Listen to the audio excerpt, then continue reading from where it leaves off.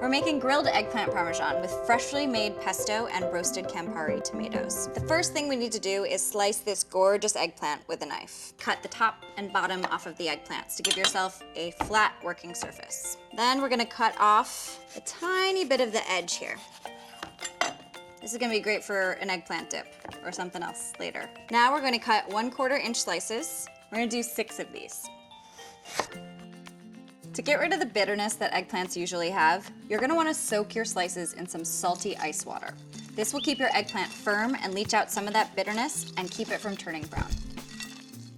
Now we'll roast our Campari tomatoes, which will be beautifully perched on top of our eggplant stacks. We're gonna drizzle with a little bit of olive oil, sprinkle with some sea salt, and then we're gonna bake them in the oven at 425 degrees until they soften and blister, about 25 minutes. While our tomatoes cook, we'll make our pesto. Put your peeled crushed garlic in a food processor, along with a 1/4 cup of pine nuts. Pulse those a couple of times until it's all chopped up together. Now we're gonna add 4 cups of fresh basil leaves. Now just use a couple of pulses. We don't wanna overmix it or our pesto will turn brown. Now we're gonna scrape down the sides. Put the lid back on, and with the motor running, we're gonna add about 1/2 cup of good quality olive oil. When you're making a no-cook sauce, you can really taste the difference between a good and a great olive oil.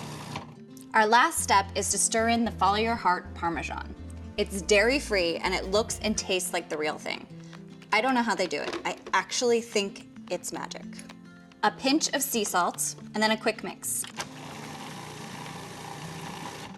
There it is, our fresh, bright green pesto. This is gonna add a ton of flavor and freshness to our dish.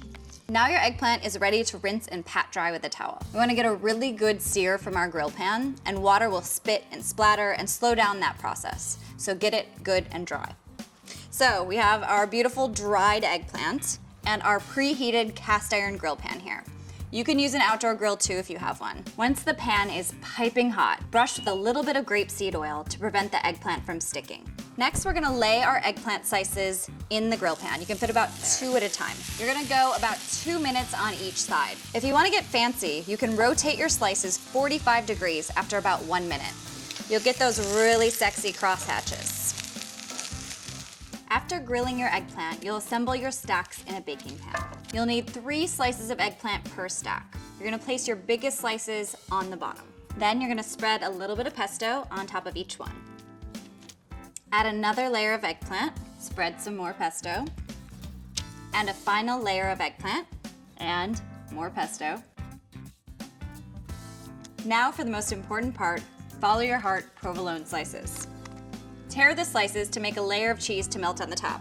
Place your pan in the oven for 15 minutes until the cheese is melted and the stack is warm and cooked through.